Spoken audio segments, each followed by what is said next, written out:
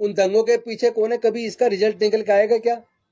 दिल्ली में भी 2020 में चुनाव के तुरंत बाद दंगे हुए, बल्कि चुनाव से पहले होने थे।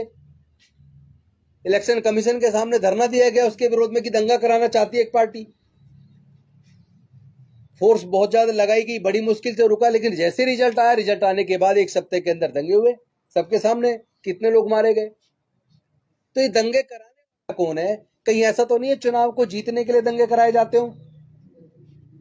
और धार्मिक जुलूस, धर्म के जो त्योहार है, धार्मिक त्योहार, वो तो उत्सव का के लिए होते हैं। लोग उत्सव का माहौल होता है, उसमें उत्सव मनाते हैं।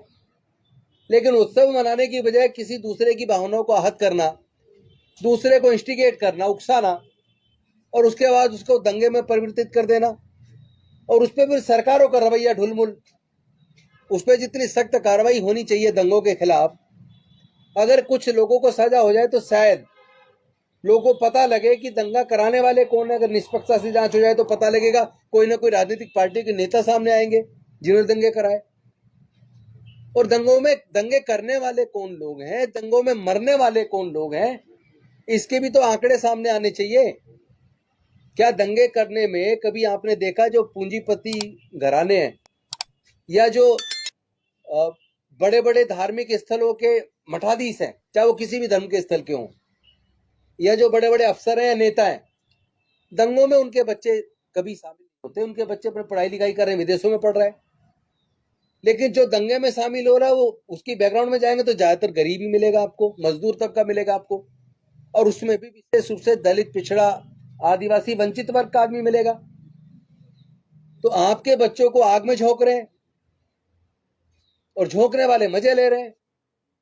जांच भी उनके खिलाफ निष्पक्षता से नहीं होती, वो कभी जेल भी नहीं जाते। आज की प्रेस वार्ता के माध्यम से हम पूरे देश के लोगों को ये स्पष्ट तौर पे कहना चाहते हैं, एक तो हम चाहते हैं कि बैलेट पेपर से चुनाव हो, क्योंकि सरकार चुनने का चुनाव है, और जनता जिसको चुनना चाहती है, अगर वास्तव में वो उसको वोट डाल रही है और उसके रिजल्ट अपेक्षित नहीं आते, तो फिर दोष किसका है? आखिर ये चुनाव आयोग इस जिद पे क्यों अड़ा है कि वो अपनी चलाएगा, जनता की सुनेगा ही नहीं? तो मशीन की बजाय बैलेट पेपर से चुनाव होना चाहिए, हमारा मत है। और तमाम देश की राजनीतिक पार्टियों से हम निवेदन करते हैं कि कम से कम अपना मत स्पष्ट करें।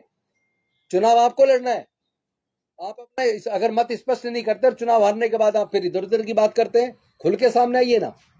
हम लोग एक सिविल सोसाइटी के लोग, बेशक से मैं राजनीति से भी जुड़ा हूं, लेकिन उससे पहले मैं मिशन जय भीम का संरक्षक हूं।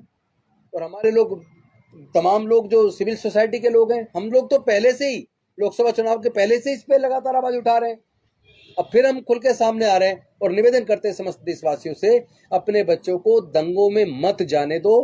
ये धार्मिक जुलूस जो निकलते हैं, उसके अंदर जो वातावरण आजकल जिस तरह का बन रहा है, वो निश्चित तौर पर उकसावे वाला है, वो दंगे कराने वाला है। उससे अपने बच्चों को बचाइए, उसको पढ़ाई के रास्ते पे लाइए।